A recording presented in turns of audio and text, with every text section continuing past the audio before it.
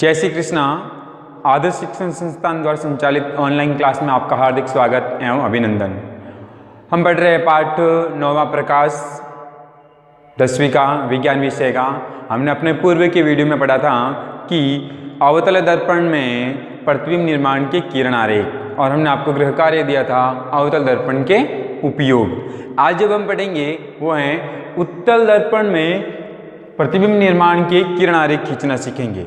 उत्तल दर्पण जो होता है उसको किस प्रकार से किरण आरेख बनते हैं, उनकी स्थितियों के बारे में हम पढ़ेंगे। तो सबसे पहली जो स्थिति है वो है उत्तल दर्पण में जब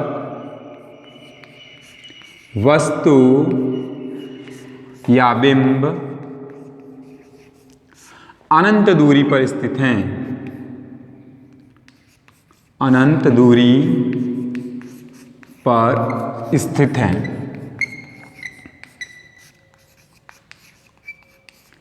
जब वस्तु अनंत दूरी पर स्थित है, जब वस्तु अनंत पर स्थित है, तब प्रतिबिंब कहाँ बनेगा, कैसी उसकी स्थिति होगी और उसका आकार क्या होगा और उसकी प्रकृति क्या होगी। तो सबसे पहले हम उसमें पढ़ेंगे स्थिति की स्थिति कहाँ होगी, फिर हम पढ़ेंगे उसके अंदर उसका आकार, आकार कैसा होगा, आकृति कैसी होगी, फिर हम पढ़ेंगे इसकी प्रकृति, कैसा स्वरूप है, किस प्रकार का है वो पढ़ेंगे।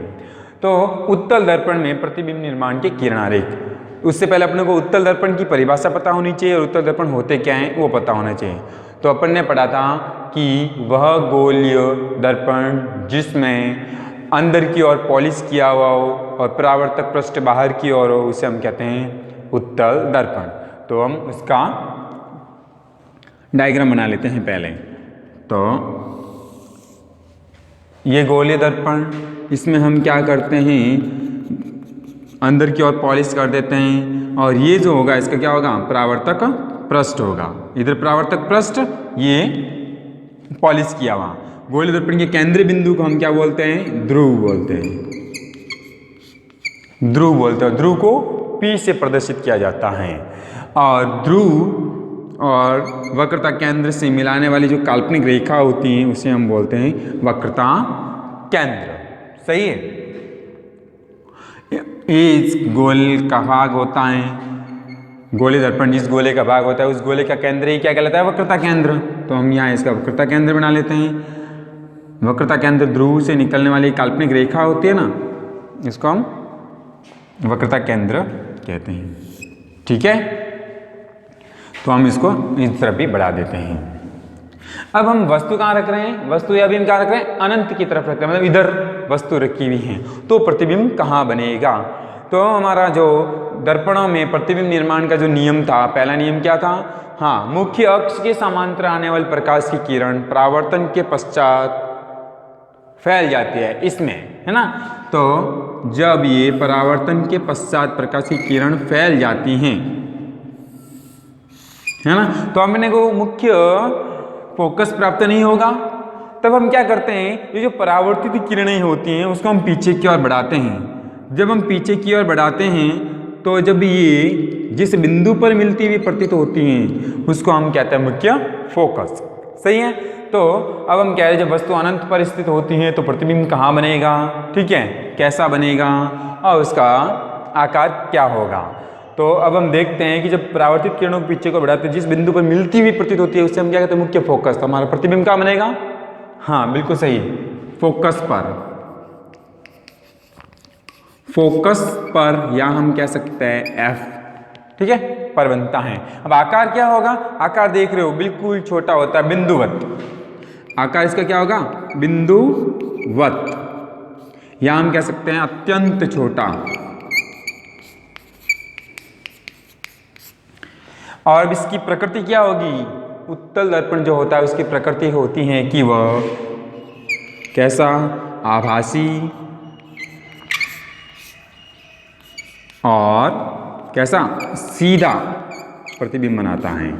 कैसे होता है, आभासी और सीधा प्रतिबिंब बनाता है। तो जब वस्तु अनंत पर स्थित होती हैं तो प्रतिबिंब कहाँ बनेगा, तो हम कहेंगे जब वस्तु अनंत पर स्थित होती हैं तो प्रतिबिंब मुख्य फोकस पर बनता है या फोकस पर बनता है। प्रतिबिंब जो होता है एकदम बिंदु साइज का या अत्यंत छोटा होता है, इसकी प्रकृति होती है आभासी व सीधा।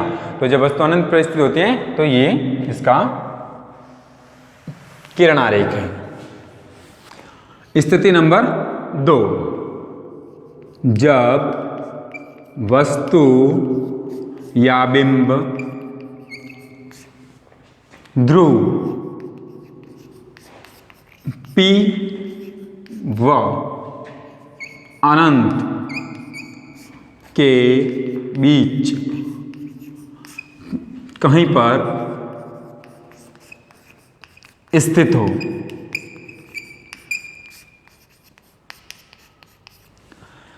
तो दूसरी कंडीशन है जब वस्तु या बिंब ध्रुव व अनंत के बीच कहीं पर भी स्थित हो तो प्रतिबिंब कहाँ बनेगा, आकार कैसा आएगा, उसकी प्रकृति क्या होगी। तो सबसे पहले अपने को दर्पण बनाना आना चाहिए, उत्तल दर्पण। उत्तल दर्पण बनाने के लिए पहले हम ये कांच के गोला बनाएंगे, इसके अंदर की ओर हम पॉलिश करेंगे, तो ये हमारा हो जाएगा परावर्तक पृष्ठ, ये हो जाएगा पॉलिश किया हुआ भाग, ये हो जाएगा परावर्तक पृष्ठ। अब इसका वक्रता केंद्र इधर होगा और इसका केंद्र बिंदु P ध्रुव होगा, वक्रता केंद्र C होता है। वक्रता केंद्र और ध्रुव को मिलाने वाली जो काल्पनिक रेखा होती है उसे हम क्या बोलते हैं, मुख्य अक्ष। सही है।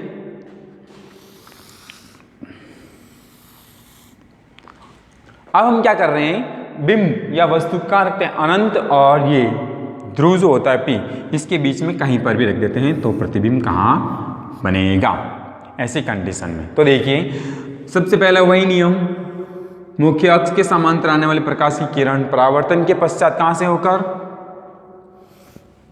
ये तो फैल जाती हैं, फोकस से होकर गुजरती हुई प्रतीत होती हैं। तब हम क्या करेंगे, जब परावर्तित किरण होती हैं उसको हम पीछे की ओर बढ़ाते हैं, जिस बिंदु पर वो मिलती है वो क्या होता है, मुख्य फोकस होता है। सही है। दूसरा नियम क्या था कि फोकस से आकर आती हुई प्रतीत होने वाले प्रकाश की किरण मुख्य अक्ष के समांतर हो जाती है परावर्तन के पश्चात, वो यहाँ काम नहीं आएगा। अब हम ले रहे हैं तीसरा, वक्रता केंद्र से आने वाली प्रकाश की किरण परावर्तन के पश्चात वक्रता केंद्रवती चली जाती है, तो यहाँ पे प्रतीत होने वाली कहेंगे हम, वक्रता केंद्र से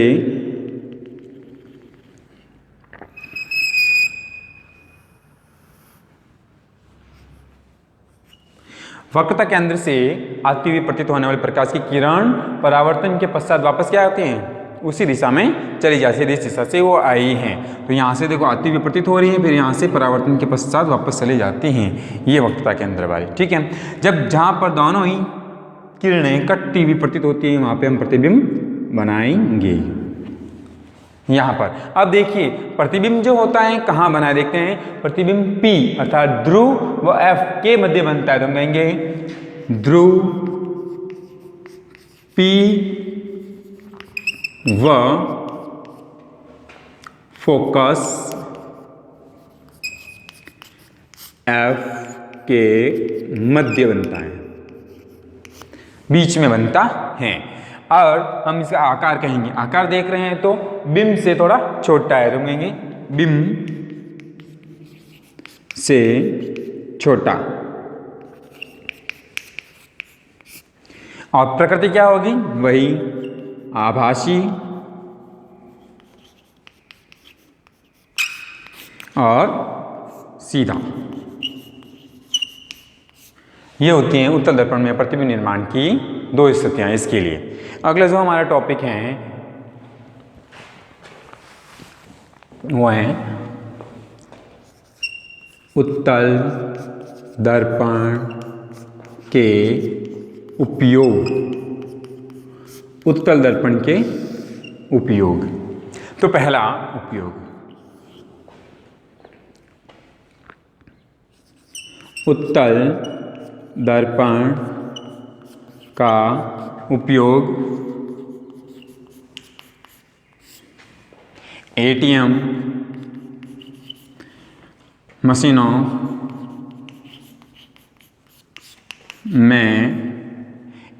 मशीनों में ग्राहक की सुरक्षा की दृष्टि